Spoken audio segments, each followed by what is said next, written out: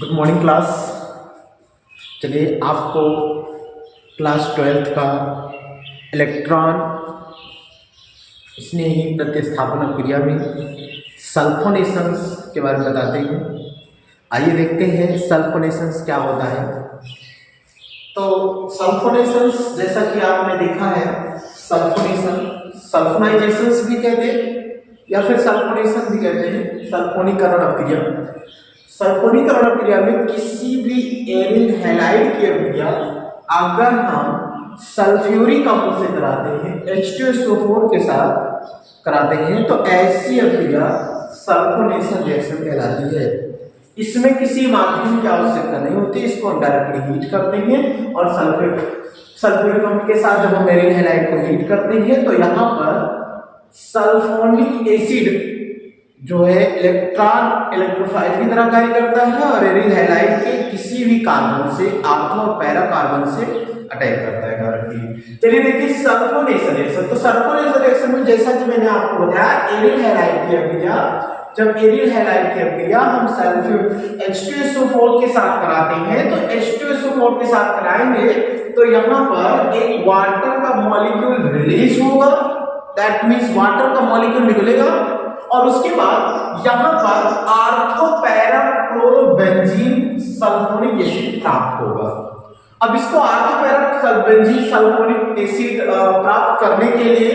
हम aryl halide की अभिक्रिया कैसे कराते हैं? सल्फ्यूरिक अम्ल से कराते हैं। तो सल्फ्यूरिक अम्ल में क्या होता है कि सल्फ्यूरिक अम्ल से एक OH मॉलिक्यूल रिलीज हो रहा है और उसके बाद SO3H का निर्माण होता है और ये SO3H ग्रुप जो है इलेक्ट्रोफाइल की तरह कार्य करता है और एरिल हैलाइड के आर्थो या फिर पैरा कार्बन से अटैक कर जाता है, क्योंकि ये एज ए न्यूक्लियोफाइल कार्य करता है। तो जब सल्फ्यूरिक अम्ल की अभिक्रिया, इस सल्फ्यूरिक अम्ल की अभिक्रिया सल्फ्यूरिक एसिड, इस सल्फ्यूरिक एसिड में आप देखिए दो OH समूह है, दो OH समूह है और इनमें से ये न्यूक्लियोफाइल की तरह जब रेजोनेंस होगा तो रेजोनेंस के माध्यम से आर्थो या फिर पैरा पोजीशन पर निगेटिव आता है एरिल हैलाइड में। तो आर्थो पोजीशन पर जो निगेटिव आएगा, ये निगेटिव कार्बन यहां से अटैक करेगा सल्फर पर, सल्फ्यूरिक अम्ल के सल्फर पर अटैक करता है और जैसे ही सल्फर पर अटैक करता है तो ये इसके OH समूह के एंटी बॉन्डिंग ऑर्बिटल में जैसे इलेक्ट्रॉन डालता है तो ये एज ए लीविंग ग्रुप ये निकल जाता है, OH माइनस यहां से निकलता है और उसके बाद ये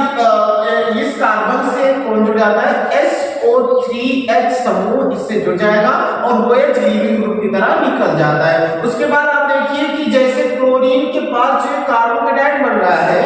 इस कार्बोकेटायन पर इसके जस्ट कार्बन पर, कार्बोकेटायन के जस्ट बगल वाले कार्बन पर हाइड्रोजन है जो कि हाइपर कंजुगेशन के माध्यम से अपना इलेक्ट्रॉन यहाँ पे पुनः हाइपर कंजुगेशन के माध्यम से दे देगा रिंग में साइक्लाइजेशन के लिए और सर ये प्लस के रूप में निकलेगा और ये H प्लस OH माइनस ले लेगा और H2 के रूप में निकल जाएगा और यहाँ पर बनेगा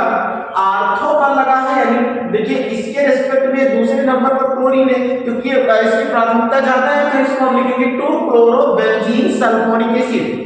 और उसके बाद प्लस यहाँ पर बन रहा है ये देखिए 1 2 3 4 पर क्लोरो, तो 4-क्लोरोबेंजीन सल्फोनिक एसिड का निर्माण हो रहा है। तो इसमें डायरेक्टली आप सल्फ्यूरिक अम्ल के साथ जब भी सल्फोनेशन की क्रिया हो तो आप सल्फ्यूरिक अम्ल के साथ जब क्रिया होगी बेंजीन एरिल हैलाइड की, तो वहां पर एरिल हैलाइड में आर्थो और पैरा कार्बन पर SO3H समूह जुड़ जाएगा और एक हाइड्रोजन एरिल हैलाइड का प्रतिस्थापित जो होगा, यहाँ प्रतिस्थापित होगा और एक OH मॉलिक्यूल यहाँ से निकल जाएंगे डायरेक्टली, है ना। जैसे ये मॉलिक्यूल देखिए एरिल हैलाइड है, जब सल्फ्यूरिक अम्ल के साथ क्रिया कराएंगे तो नॉर्मली यहाँ से SO3H समूह इसके साथ जुड़ जाएगा, इसके साथ जुड़ जाएगा और यहाँ पर जो H जुड़ा हुआ है ये H और इससे OH निकलेगा और ये OH माइनस और ये प्लस ये एक साथ निकल जाएंगे, वाटर के रूप में निकल जाएगा और ये SO3H समूह आर्थो पर भी जुड़ सकता है और पैरा पर भी जुड़ जाएगा। तो इस प्रकार से सल्फोनेशन की क्रिया में आप देखेंगे एरिल हैलाइड की अभिक्रिया सल्फ्यूरिक अम्ल के साथ कराने पर क्या बनता है? आर्थो या फिर पैरा क्लोरोबेंजीन सल्फोनिक एसिड बनता है। ठीक है भैया, तो ये चीजें आपको पता होना चाहिए। तो सल्फोनेशन रिएक्शन या सल्फोनीकरण क्रिया ऐसी क्रिया होती है जिसमें सल्फ्यूरिक अम्ल की क्रिया एरिल हैलाइड के साथ होता है। ओके, नोट करो।